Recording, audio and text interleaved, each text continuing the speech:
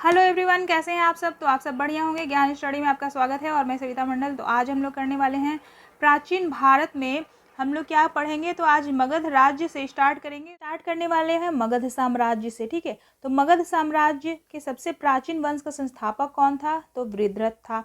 वृद्धरथ जो है वो मगध का संस्थापक था। ठीक है, और जरासंध इसका पुत्र था। जरासंध इसका पुत्र था।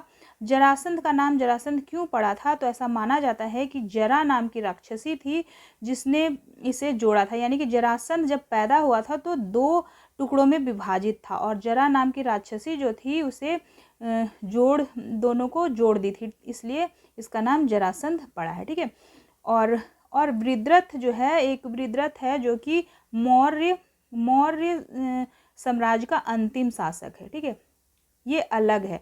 मौर्य साम्राज्य का अंतिम शासक जो है वो अलग है और ये अलग है। ठीक है, तो आप इसमें कंफ्यूज मत होना। आगे देखते हैं, हर्यक वंश का संस्थापक कौन था। तो बिंबिसार हर्यक वंश का संस्थापक था। ठीक है, और बिंबिसार मगध की गद्दी पर कब बैठता है। तो 544 ईस्वी में बैठता है। कब बैठता है। 544 ईस्वी पूर्व में।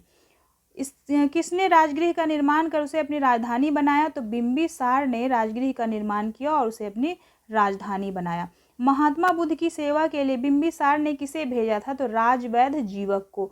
और बिंबिसार जो है वो बौद्ध धर्म का अनुयायी था। किसका अनुयायी था। तो बौद्ध धर्म का अनुयायी था। ठीक है, बिंबिसार की हत्या किसने की थी। तो अजातशत्रु ने की थी। अजातशत्रु कौन है। तो बिंबिसार का पुत्र है। ठीक है, बिंबिसार का पुत्र है अजातशत्रु, जिसने अपने पिता की हत्या करके गद्दी पर ये अजातशत्रु बैठ जाता है। और बिंबिसार कितने वर्षों तक शासन करता है। तो 52 वर्षों तक। ठीक है, 52 वर्षों तक बिंबिसार गद्दी पर बैठा रहता है। उसके बाद अजातशत्रु जो है उसकी हत्या कर देता है। अजातशत्रु का उपनाम क्या था। तो कुनिक था इसका उपनाम। ठीक है, क्या नाम था। तो कुनिक था। ठीक है, अजातशत्रु प्रारंभ में किसका अनुयायी था। तो जैन धर्म का अनुयायी था। अजातशत्रु किसका अनुयायी था। प्रारंभ में जैन धर्म का था, बाद में बौद्ध धर्म को अपना लेता है। ठीक है, बौद्ध धर्म को बाद में अपना लेता है। नेक्स्ट है, अजातशत्रु की हत्या किसने की। तो उदयन ने। और उदयन भी जो है अजातशत्रु का पुत्र था। ठीक है, तो जितने भी शासक थे हर्यक वंश के, सभी ने अपने पिता की हत्या करने के बाद गद्दी पर बैठता है। ठीक है, सब जितने भी राजा बने अपने पिता की हत्या करने के बाद ही बने। पाटलिग्राम की स्थापना किसने की। तो उदयन ने की। पाटलिग्राम यानी कि पाटलिपुत्र, पाटलिपुत्र को ही पाटलिग्राम कहा गया है, की स्थापना किसने की। तो उदयन ने की। उदयन का किसका अनुयायी था। तो जैन धर्म का अनुयायी था। ठीक है, हर्यक वंश का अंतिम राजा कौन था। तो अंतिम राजा नागदशक था। और ये किसका पुत्र था। तो उदयन का पुत्र था। ठीक है, नागदशक, और अंतिम राजा भी था। शिशुनाग वंश की स्थापना किसने की। तो शिशुनाग ने की। शिशुनाग वंश की स्थापना किसने की। शिशुनाग ने की। ठीक है, शिशुनाग ने अपनी राजधानी पाटलिपुत्र से हटाकर कहाँ स्थापित किया। तो वैशाली में स्थापित किया। कहाँ स्थापित करता है। तो वैशाली में करता है। ठीक है, शिशुनाग का उत्तराधिकारी कौन था। तो कालाशोक। कालाशोक शिशुनाग का पुत्र था जो कि उत्तराधिकारी था। शिशुनाग वंश का अंतिम राजा कौन था। तो नंदीवर्धन। नंदीवर्धन जो है वो शिशुनाग वंश का अंतिम राजा था। ठीक है, नंद वंश के संस्थापक कौन था। तो नंद वंश का संस्थापक था महापद्म नंद। महापद्म नंद नंद वंश का संस्थापक था। नंद वंश का अंतिम शासक कौन था। तो घनानंद अंतिम शासक था। नंद वंश जो है उसका अंतिम शासक घनानंद था। ठीक है, अब सिकंदर के बारे में हम लोग देख लेते हैं।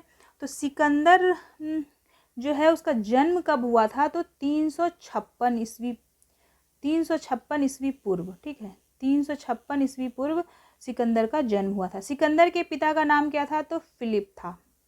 फिलिप जो है सिकंदर के पिता का नाम था। सिकंदर किसका शिष्य था। सिकंदर अरस्तु का शिष्य था। सिकंदर ने भारत विजय का अभियान कब प्रारंभ किया। तो 326 ईस्वी पूर्व प्रारंभ किया। कब प्रारंभ किया। तो 326 ईस्वी पूर्व जो है भारत विजय का अभियान प्रारंभ किया। ठीक है, सिकंदर का सेनापति कौन था। तो सिकंदर का सेनापति था Seleucus Nicator. Seleucus Nicator Sikandar का सेनापति है। सिकंदर और राजा पोरस के बीच के युद्ध को किस नाम से जाना जाता है। तो हाडेस्पीज का युद्ध के नाम से जाना जाता है और इसे झेलम का युद्ध भी कहा गया है, क्योंकि झेलम नदी के पास ये युद्ध होता है, ठीक है। और ये पोरस जो था वो पंजाब का शासक था। पोरस कहाँ का शासक था? तो पंजाब का शासक था, ठीक है। और जो है यहाँ पे युद्ध होता है और सिकंदर की सेना ने किस नदी को पार करने से इनकार कर दिया? तो व्यास नदी को पार करने से इनकार कर दिया था, ठीक है। और सिकंदर जो है उसे वापस भारत लौटना पड़ गया था, ठीक है ना। सिकंदर की मृत्यु कब और कहाँ हुई थी? तो 323 ईस्वी पूर्व बेबीलोन में हुई थी। कहाँ हुई थी? 323 ईस्वी पूर्व बेबीलोन में हुई थी। और यह सिर्फ 33 वर्ष का था। इसकी आयु कितनी थी? तो 33 वर्ष, ठीक है, की अवस्था में ही इसकी मृत्यु हो जाती है, ठीक है। सिकंदर का जल सेनापति कौन था? तो निर्याकस। निर्याकस सिकंदर का जल सेनापति था। सिकंदर का प्रिय घोड़ा कौन था? तो बहुकेफला। बहुकेफला जो है सिकंदर का प्रिय घोड़ा था और इसी के नाम से इसने झेलम नदी के तट पर बहुकेफला नामक नगर बसाया था। तो कौन इसी के नाम पर जो है कहाँ पे नगर बसाया था? तो झेलम नदी के तट पर, झेलम नदी के तट पर नगर बसाया था, ठीक है।